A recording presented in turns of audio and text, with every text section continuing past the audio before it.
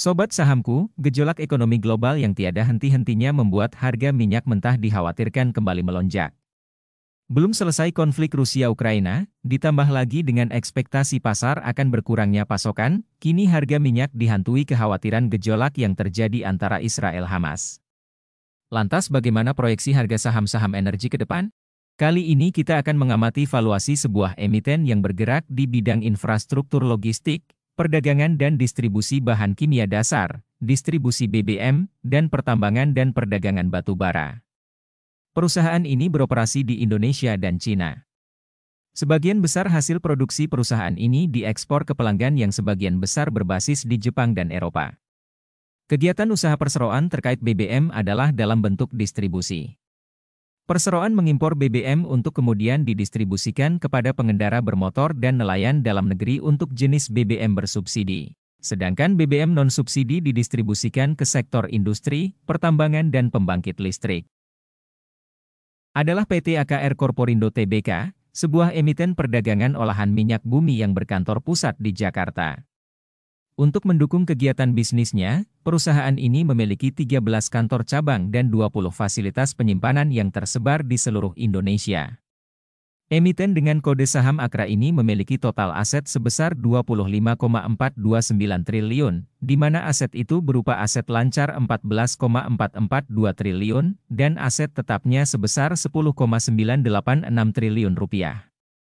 Sedangkan rasio pertumbuhan aset perseroan, rata-rata berada di rasio 10,9% tiap tahunnya. Dari aset yang dimiliki, 53,2% atau sebanyak 13,284 triliun, dialokasikan sebagai modal atau ekuitas, dengan rasio pertumbuhan ekuitas rata-rata 7,9% per tahunnya. Dari sisi beban hutang atau liabilitas, emiten ini memiliki rasio beban hutang atas modalnya, rata-rata di satu kalinya, dengan total liabilitas sampai dengan kuartal kedua ini mencapai 12,145 triliun. Selanjutnya kita akan amati dari sisi pendapatan beserta laba perusahaan ini. Sobat sahamku, emiten AKRA berhasil mencatatkan pendapatan rata-rata tiap tahunnya sebesar 25,750 triliun rupiah, dengan perolehan laba kotor 2,317 triliun, dan laba bersih di angka 1,333 triliun. Sedangkan rasio pertumbuhan pendapatan, emiten AKRA rata-rata tumbuh 26,5% tiap tahunnya. Sampai dengan kuartal kedua, pendapatan perseroan mencapai 19,584 triliun, dan jika disetahunkan, maka pendapatan emiten AKRA diprediksi turun 16,5% dari tahun lalu, atau sebesar 39,709 triliun rupiah.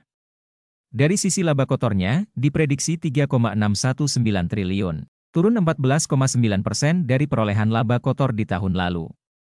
Sedangkan untuk laba bersihnya, juga diprediksi turun 14,2% dari laba bersihnya di tahun lalu, di mana laba bersih perseroan tahun 2023 sebesar 2,061 triliun, sedangkan laba bersih di tahun 2022 mencapai 2,403 triliun. Sobat sahamku, perseroan rata-rata memberikan imbal hasil atas kinerja ekuitas atau ROE di rasio 12,4%, dan return on assetnya di rasio 6% setiap tahunnya. Sedangkan ROE dan ROA di tahun 2023 ini diprediksi mencapai 15,5% dan 8,1%. Selanjutnya kita akan amati kemampuan perseroan menghasilkan laba di setiap lembar sahamnya, atau EPS, dan bagaimana apresiasi pasar atas kinerja saham AKRA ini. Sobat sahamku, dalam perjalanannya saham AKRA berhasil menghasilkan laba di setiap lembar sahamnya rata-rata sebesar Rp66,5. Sedangkan apresiasi pasar atas emiten ini, rata-rata berada di harga Rp965 per lembar sahamnya, dengan P/RASO di 15,7 kali, PBV di 1,8 kali. Sampai dengan kuartal kedua 2023, laba bersih atau EPS saham AKRA sebesar Rp51,4. Dan jika disetahunkan maka EPS saham AKRA mencapai Rp102. Ada penurunan sebesar 14,2% dari EPS-nya di tahun 2022, di mana mencapai Rp119,7.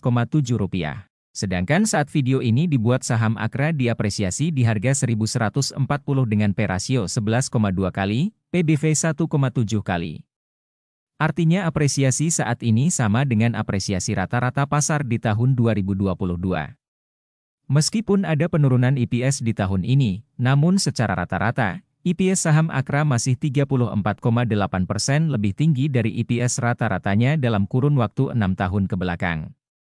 Emiten ini pernah menyentuh harga 1.650-an dengan P/rasio 16 kali pada bulan Mei lalu, artinya pasar memberikan apresiasi di atas rata-rata P/rasionya di tahun ini juga, sebelum akhirnya terkoreksi. Saham ini menurut saya akan mulai menarik jika ditawarkan di P/rasio 10 kali atau di harga 1.000 sampai 1.050-an. Dengan dasar pertimbangan ada penurunan EPS-nya sebesar 14% di tahun ini. Demikian analisa singkat saham Akra kali ini, disclaimer on, semoga bermanfaat, salam investasi.